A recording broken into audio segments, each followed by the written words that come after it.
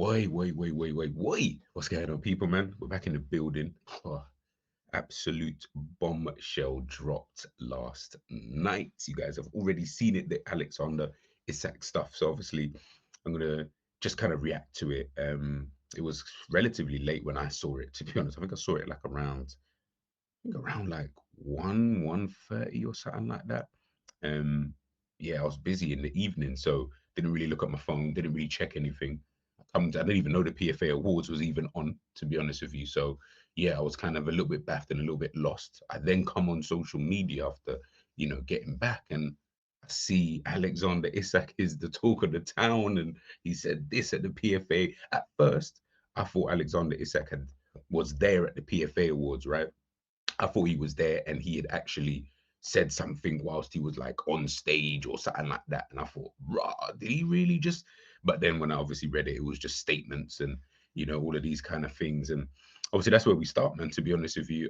It's crazy, man. Before we obviously look at the statements and, just get my quick reaction, it's so interesting because obviously this whole summer we know Alexander Isak, he wants to, leave Newcastle, and then you then got the two sides to it, and then you've got the people who don't obviously support Newcastle or Liverpool, and then they're obviously giving their 2 cents, with this whole situation.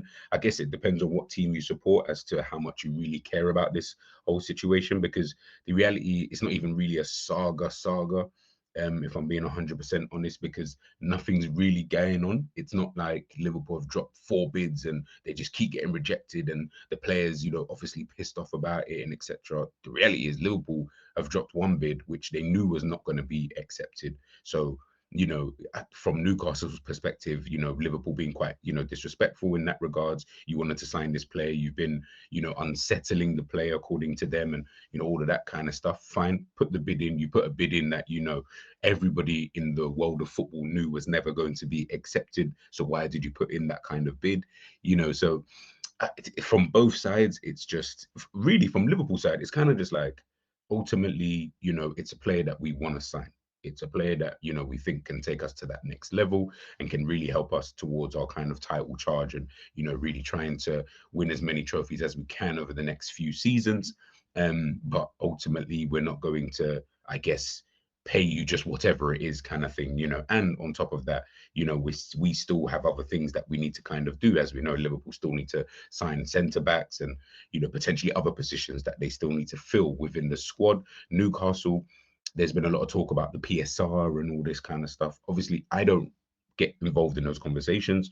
From what I can tell, they're not in a pressing need, considering you've waited this long to even talk about potentially selling Alexander Isak. In my eyes, I'm like, okay, do they need to sell Isak? I don't think they need to sell Isak.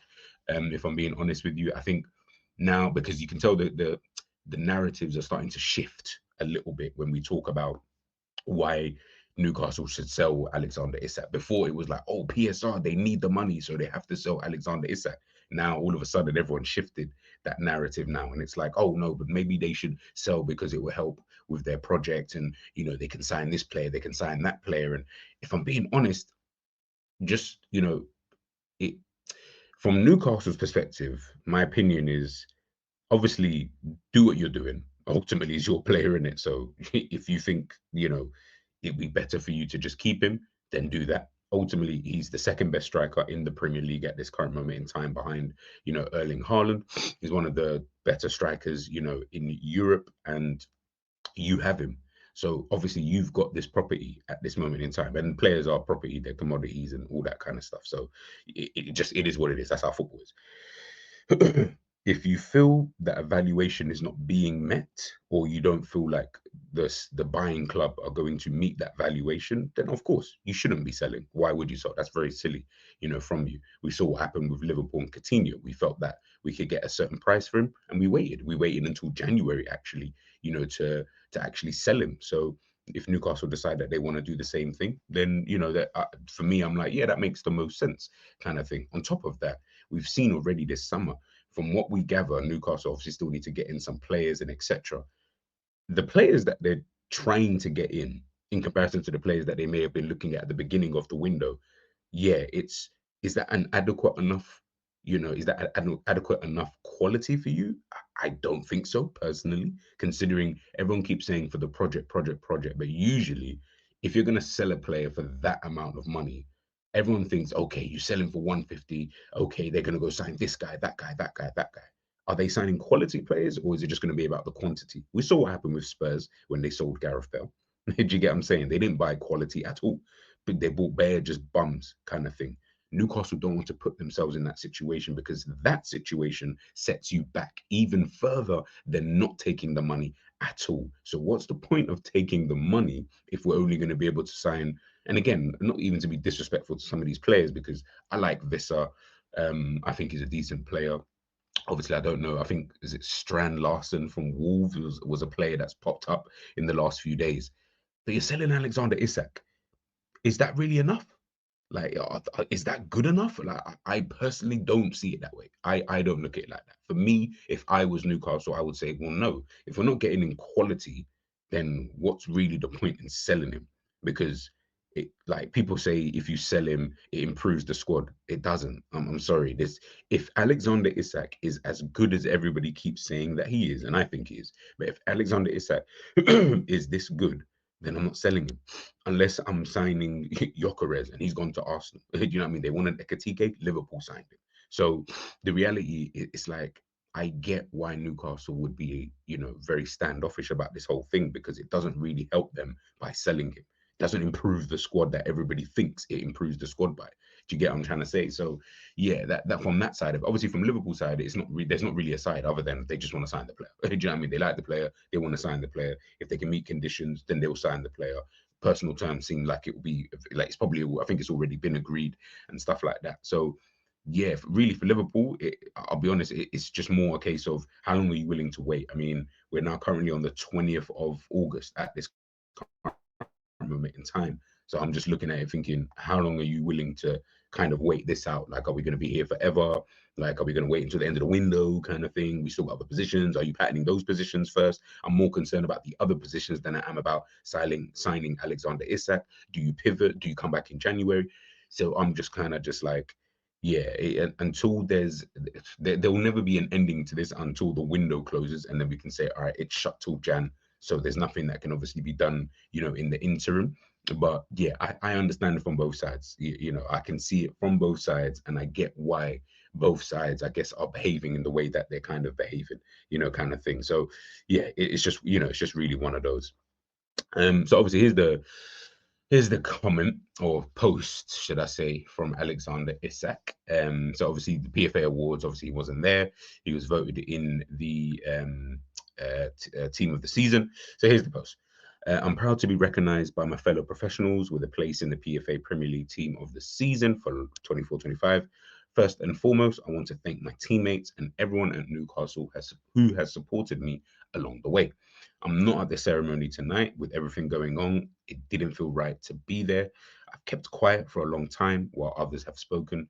That silence has allowed people to push their own version of events, even though they know it doesn't reflect what was really said and agreed behind closed doors.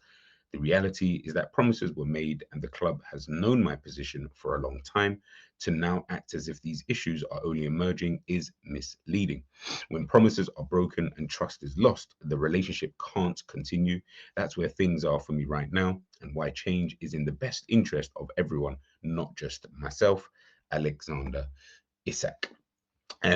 Obviously, once he posted that out, Newcastle, it seemed like they were, obviously, apparently they were quite shocked and stuff like that. So, they looked at it and thought to themselves, like, yo, what's kind of going on? You know, you know, it's just come out of the blue, for them, if I'm being totally honest with you. And then obviously I saw this post from Anfield Sector, obviously saying Newcastle United have no intention of allowing Alexander Isak to leave in light of a bombshell statement in which he accused the club of broken promises. He didn't accuse, it's factually kind of put out there. The club have pursued alternatives all summer, and had they signed one of their top targets, they would have explored Isak's sale to Liverpool, recognizing his desire to move on. However, the message from the top tonight is that Isak will be told he is staying at the club. The hierarchy believe they have now been left with no choice but to stand firm. So yeah, it's it's interesting, and obviously, Newcastle put out their own, statement, to kind of let the people know that we can't just have man just talking rubbish. Do you get what I'm saying? Like, you can't just talk rubbish and then you can just breeze through. So obviously, this is from Newcastle. Um, we are disappointed to have been alerted to a social media post by Alexander Isak this evening. We are clear in response that Alex remains under contract and that no commitment has ever been made by a club official that Alex can leave Newcastle United this summer. We want to keep our best players, but we also understand players have their own wishes and we listen to their views. As explained to Alex and his representatives, we must always take into consideration the best interest of Newcastle United, the team, and our supporters in all decisions. And we have been clear that the conditions of a sale this summer have not transpired. We do not foresee those conditions being met.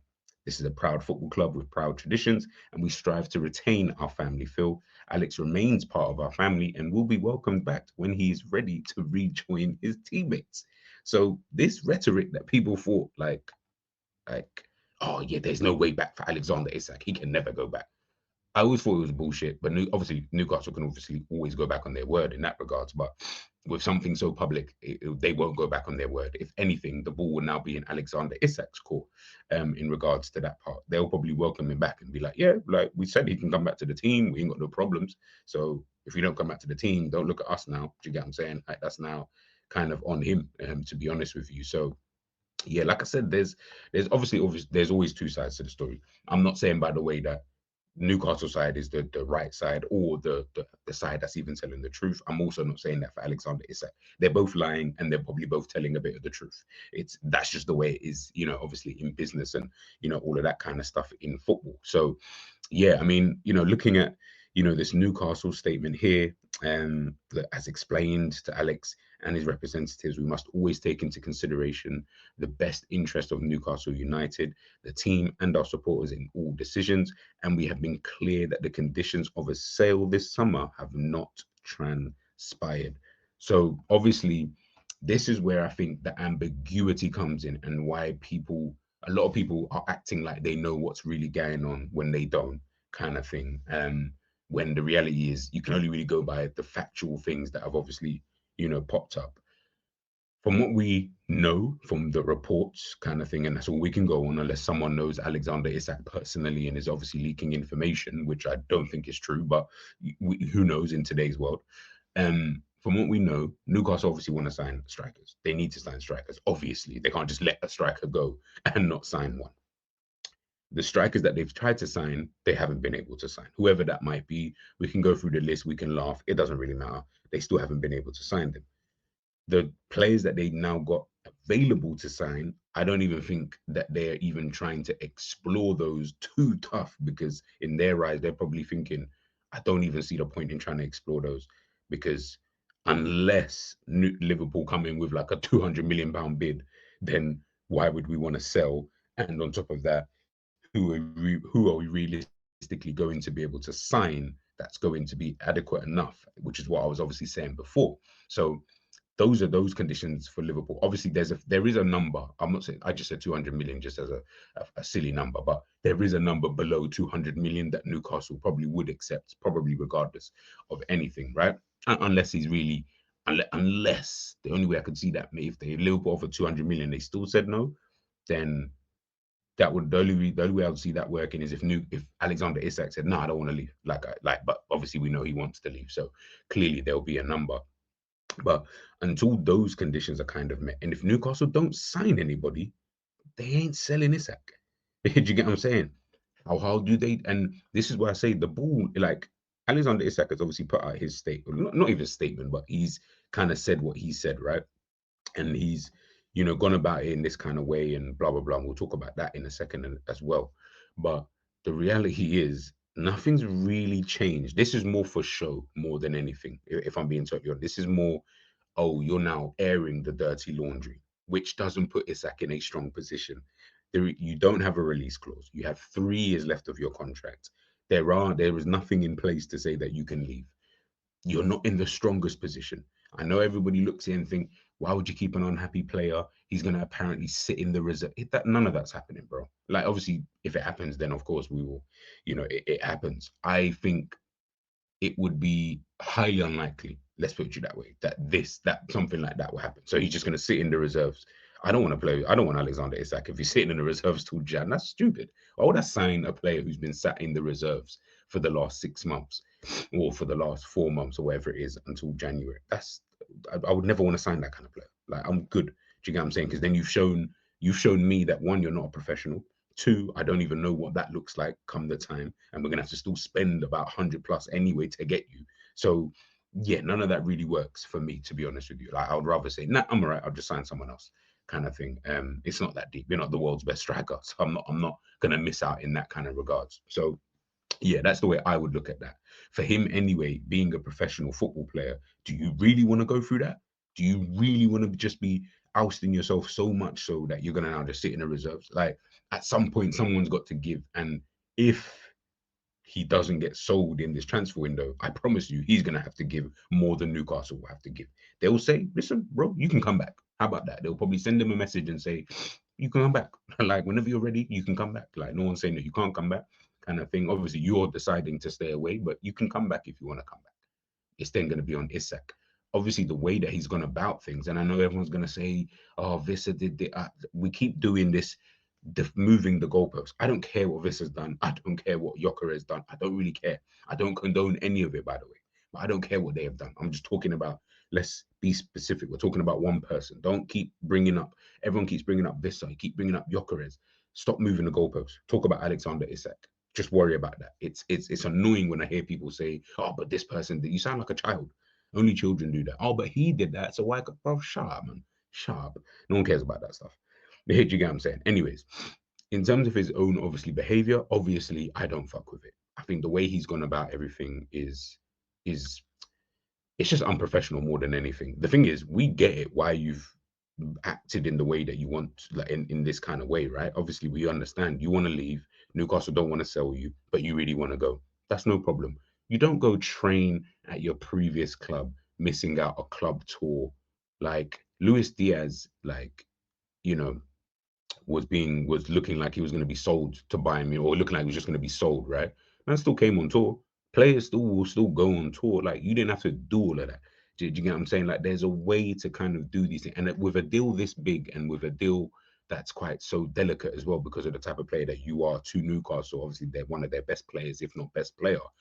Obviously, bro, they're not going to be happy trying to sell you, but they, I reckon, they would have been more up for facilitating a sale had you maybe just gone about things the right way. Do you get what I'm saying? Like you'll catch more flies.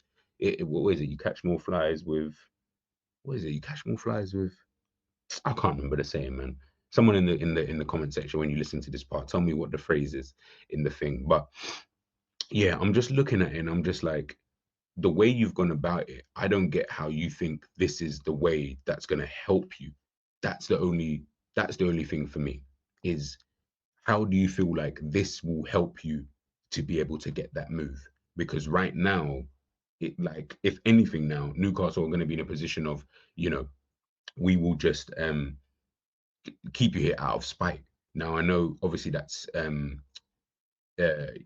know obviously I know everyone obviously will look at that and think, oh yeah, but why would you do that? Blah, blah, blah. But the reality is, if conditions are not met for the sale that we want, then we will just keep you here. And if you then don't want to then return, then we'll just keep you here. Like it's not a big deal. We're not giving you a new contract now, so you fucked up in that regard. We ain't giving you the new contract. You ain't getting the sale that you wanted. You're gonna be sitting on the bench. It's a World Cup year as well. It's all long. It's all long. So I don't even understand from his point of view why you would have come out, and like I said, this isn't even really my issue. This is why something like this doesn't really change anything for me. I don't think it's really changed the landscape of what's actually happening. To be honest with you, if anything, it just more disappoints. You know, like you just think um, you catch more flies with honey. Sorry, the comment came back into my head. Yeah, you catch more flies with honey. You've not put yourself in the best possible light in order to facilitate this for you, to even to give Newcastle the thought process of, you know what, he's been a model professional. He's done everything right.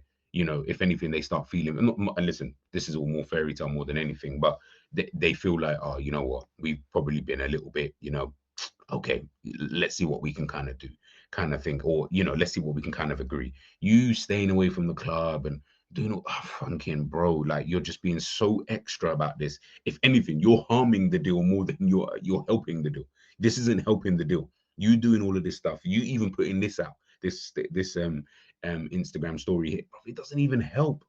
It doesn't even help. So what's the point? What is the point in all of this, man? And I think that's what has annoyed me more with Alexander. I'm more annoyed with Isak than I am with Newcastle. With Newcastle, I get it. I fully guess you're a player, bro. I can't tell you to. I can't force you to sell the player. Do you get what I'm trying to say? And ultimately, you can't force Alexander Isak to play either. But bro, like, you think this is gonna help you to leave? Like, like honestly, I just look at I just think to myself, like, I just don't get like why you think this is gonna help. I really don't. Like I said, there is no like release clause. I think even Jokeres anyway had a release clause, to be fair. And I'm sure Vissa is in his last year or two, potentially. Again, I could be wrong about that. So again, all these other when people bring up all these other people, the context is a lot different than it is for Newcastle. They don't have a player who's got 3 years left with no release clause.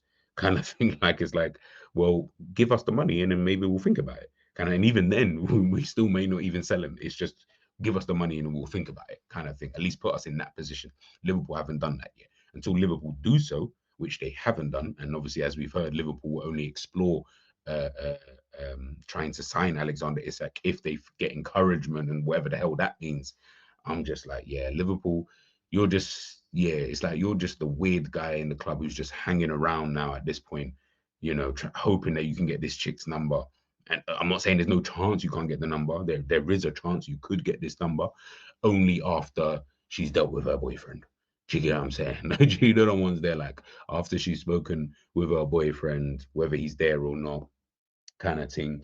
Them lot are arguing at this moment in time. You've obviously preed it. You know what I'm saying? You've been a bit creepy, but you've preed it, and you can see, yo, this relationship don't really look too good, maybe I can treat her well. Do you get what I'm trying to say? Which is creepy, but I hear it. I do hear it. I've seen man them go through that kind of vibe and that kind of energy. But like I said, it's a bit creepy.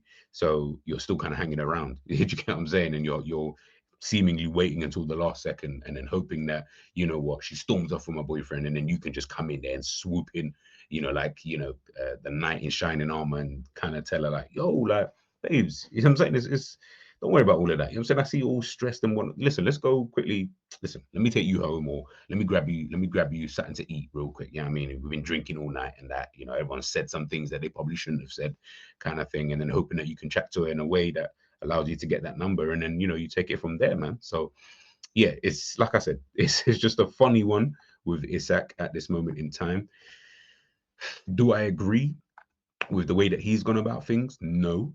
Do I understand why he's gone about things in the way that he has? 1,000,000%. But yeah, whether that's going to help him in the long run, I don't know. At this moment in time, obviously, I'm recording this, but by the time like I wake up or by the time the next few hours, things could easily shift. And I'm not saying that they can't shift, and I'm not saying it's impossible. Nothing is impossible. I definitely won't say that. It doesn't look like that anyway, that kind of situation. I still think it's possible that Liverpool could sign Alexander Isak, but I don't think it shifted much. Before I was like, you know what, we look like we got a very good chance. Now I'm kind of like 40% of me kind of thinks we'll sign him, 60 thinks we won't. Maybe, you know what, I'll be kind with what he's posted out on his Instagram story. I'll put it at 45.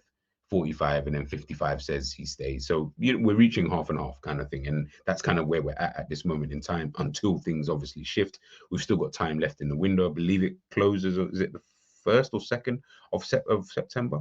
So yeah, I'm saying we've still got, what was that, over 10 days 11 days, roughly, something like that, until that window closes. Let's see what happens, man. Let's see what happens. But I would love to know what people's thoughts are on Alexander Isak's this whole saga and everything. How do you guys kind of see it? Newcastle fans, I would love to hear from you guys as well, in terms of how you guys are kind of taking it. I know a lot of you are just sick of him, which again is totally understandable because of what he's doing.